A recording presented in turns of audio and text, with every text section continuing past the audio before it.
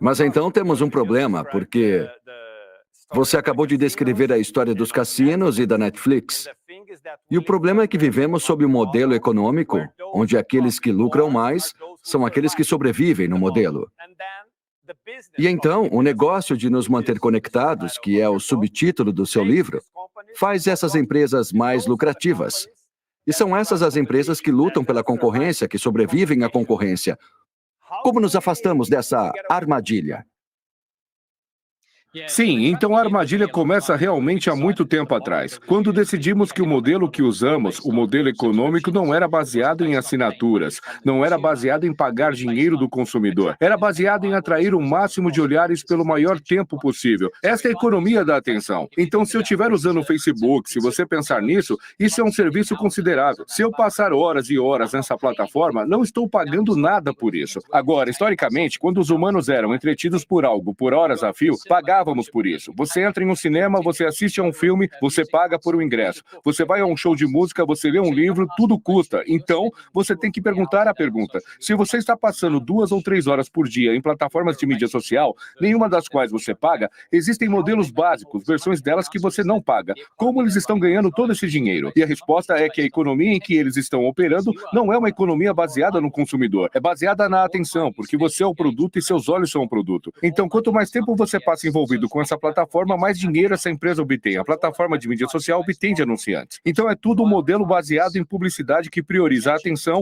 o tempo gasto envolvido com a plataforma, em vez do bem-estar do consumidor. Porque geralmente, se somos consumidores decidindo como gastar nosso dinheiro, só gastamos nosso dinheiro no que nos traz valor e no que nos traz alegria. E à medida que começamos a não gostar de algo, somos menos propensos a continuar fazendo isso. Falando da distinção entre querer e gostar. Nos tornamos menos propensos a gastar dinheiro naquela coisa em particular. Então, nossa taxa de assinatura diminui. Essas plataformas não funcionam dessa maneira. Então, se você está perguntando o que fazemos sobre isso, você tem que intervir de outras maneiras. Existem 2 maneiras de intervir nesses processos que dependem da atenção. O primeiro são as massas, de baixo para cima. É onde os consumidores se unem e dizem: há um problema aqui, eu não gosto da maneira como isso está sendo administrado. Vou boicotar a plataforma, vou encontrar alguma outra maneira de passar meu tempo. E isso acontece de vez em quando. E, de fato, eu vi um aumento nesse tipo de comportamento de base, de baixo para cima, dos consumidores nos últimos anos. Eu estudo isso faz cerca de 15 anos. No começo isso não estava acontecendo, mas nos últimos 5 ou 6 anos, os consumidores se tornaram bastante ativistas sobre compartilhar suas visões sobre o que funciona e o que não funciona para eles. Então isso tem algum efeito nas plataformas de mídia social. A abordagem alternativa é uma abordagem de cima para baixo que começa realmente no governo, na legislação, em intervenções que às vezes atravessam países. Às vezes são diferentes em cada país. Às vezes são regionais, como a União Europeia pode ter um conjunto de abordagens que usam. A América do Norte pode ter algumas abordagens, a América do Sul pode ter algumas também. E essas são projetadas para dizer que há certas práticas que são tão ruins para o consumidor que não trazem absolutamente nenhum benefício e que deveriam ser proibidas. Elas não deveriam poder ser usadas por nenhuma plataforma de mídia social ou por nenhuma empresa. E isso está começando a acontecer cada vez mais. Há cada vez mais processos judiciais nos Estados Unidos. Há cada vez mais agentes políticos que estão garantindo que isso comece a ser discutido em governos federais. E então essas são as 2 principais rotas para mudar a situação das massas, pelo consumidor e de cima para baixo, pela legislação do governo. E para aqueles de vocês que estão assistindo e se interessaram pela história desse processo de economia da atenção, eu sugeriria os livros de Tim Wu. Eu li os livros de Tim Wu. Sim. E são livros muito interessantes. Um deles sobre os impérios das comunicações e o outro sobre a economia da atenção. Ambos são ótimos livros. Mas olha, falamos sobre as massas, falamos sobre políticas públicas, mas então temos muitas pessoas assistindo nossa conversa aqui que possuem pequenas e médias empresas. Então, eles têm que vender seus produtos e eles têm que competir nesse ambiente. E eles sabem que, para venderem seus produtos, eles têm que conquistar uma parte dessa atenção das pessoas que estão no metrô, no ônibus, as pessoas que estão no elevador, como você disse. O que essas pessoas devem fazer? Ser os empreendedores revolucionários que serão os primeiros a esquecer o Facebook, o Google e essas pessoas? Ou há uma maneira de disputar essa atenção sendo éticos?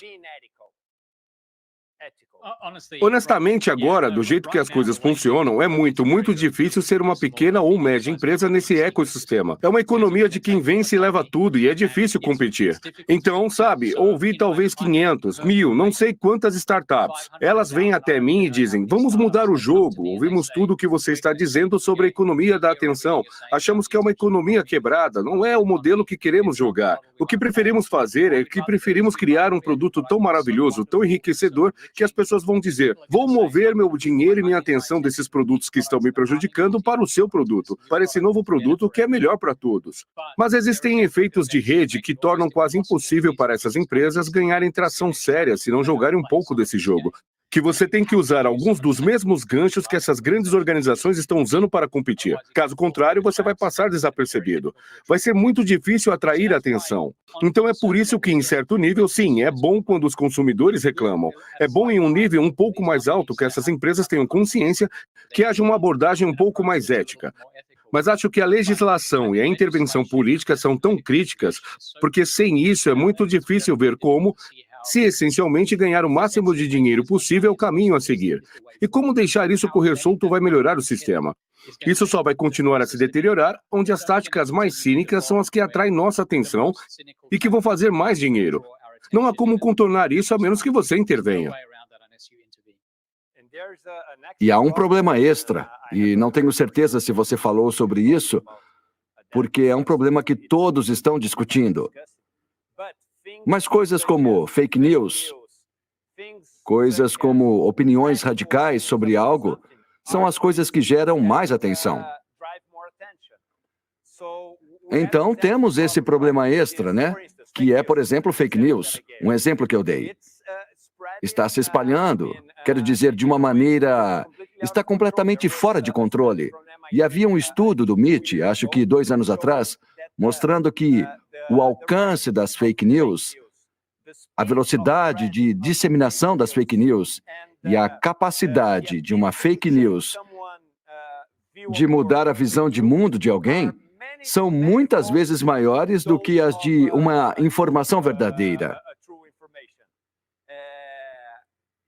Isso é um problema extra que também precisa de atenção pública e há uma maneira de resolver isso? Sim, então, essa é uma boa pergunta. E sabemos 2 coisas sobre como as informações viajam. Em primeiro lugar, informações emocionais viajam mais rápido do que as informações baseadas apenas em fatos. E, infelizmente, muitas fake news, muitas ideias que são extremistas, que são emocionalmente extremas, também são as ideias que achamos mais interessantes, mais surpreendentes. E então essas informações viajam rapidamente. Então, quando as lemos, elas permanecem incorporadas em nossos cérebros. Elas permanecem incorporadas na memória de longo prazo muito mais... 2 efeitos, certo? Eles viajam mais e a retenção é maior. Isso é o que você está dizendo?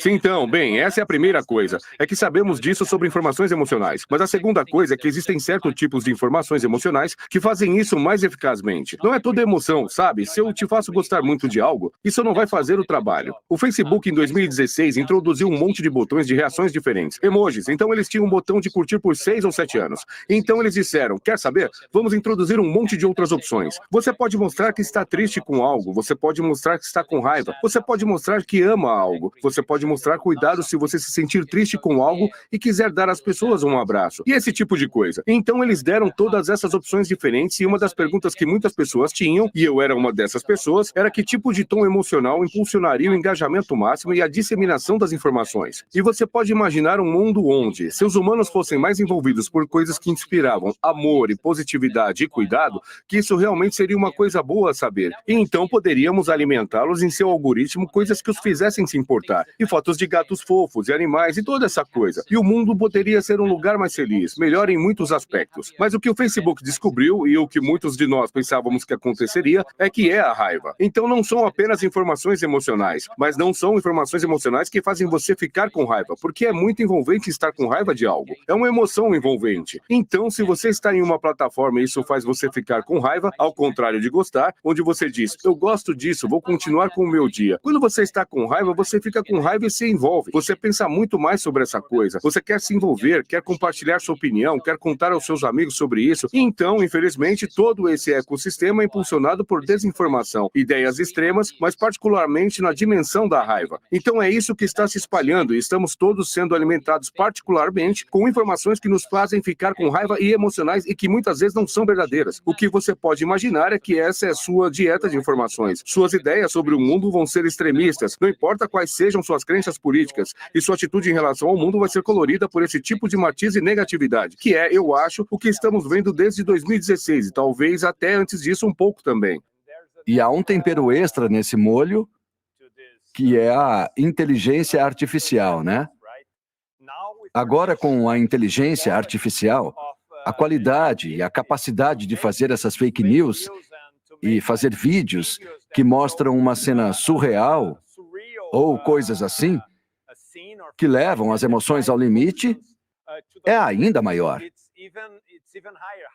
Como você acha que a inteligência artificial contribuirá para esse padrão de comportamento que você vem descrevendo?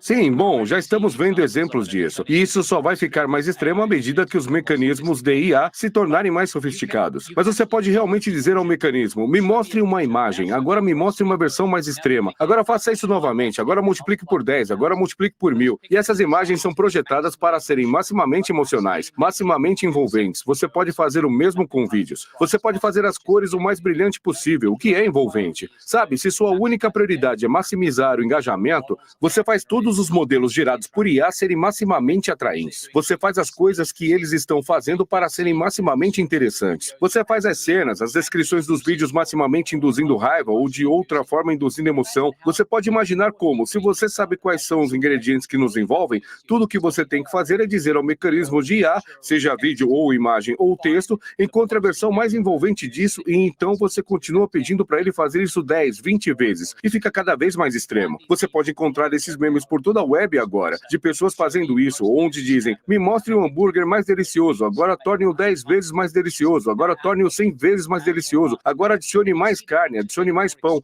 E você vê as imagens ficando mais extremas de uma maneira que os humanos nem podem imaginar agora, mas os mecanismos de IA podem. E então eu acho que, além da falsidade que a IA está gerando, o que é um problema, é falso em uma dimensão e direção particulares. É falso com uma pitada de emoção extra. Então você apenas aumenta essa alavanca, esse botão um pouco mais o tempo todo. É um ambiente muito preocupante para nos encontrarmos. Mas você acha que essa jornada para o extremo, de alguma forma, nos imunizará como uma vacina que você toma? E não vamos ser tão sensíveis como éramos antes de ter esse mundo de extremos? E isso é bem interessante, porque estamos falando sobre faça 2 vezes, 10 vezes, 100 vezes mais extremo. O problema é isso está do lado matemático, vamos colocar, mas fisiologicamente, pensando em nós mesmos, não há um limite para nós? Não há um limite onde levamos isso para 100 vezes ou 200 vezes? Isso apenas nos quebra e nos deixa loucos ou nos deixa num delírio? Não há como um limite onde simplesmente não seremos capazes de lidar com isso fisiologicamente, mentalmente, psicologicamente? Talvez, e essa é uma preocupação, certo? Quero dizer, eu acho que não termina da maneira que uma vacina termina onde isso te deixa imune a um processo particular. Eu não acho que os processos cerebrais envolvidos em fazer sentido de todas essas informações, que não são os tipos de processos que respondem ao treinamento, não é como se você parasse de gostar de recompensas em algum momento, porque você pode se treinar para se afastar delas, ou você para de gostar de experiências emocionais extremas. Esses são processos que estão embutidos tão profundamente no cérebro que nós, como espécie, sempre os procuraremos. Vamos sempre querer açúcar, vamos sempre querer comer açúcar, vamos sempre querer encontrar entretenimento, vamos querer encontrar recompensas que sejam incertas e imprevisíveis, assim como faz quando joga pelo maior prêmio na loteria ou no cassino. Existem certos processos que você não pode treinar e se livrar deles. Mas então qual é o ponto final? E eu acho que você faz uma pergunta muito boa. Minha preocupação é que estamos essencialmente todos, e já estamos lá, estamos nessa jornada, estamos gastando tanto tempo procurando essas recompensas, que são cada vez mais doces, cada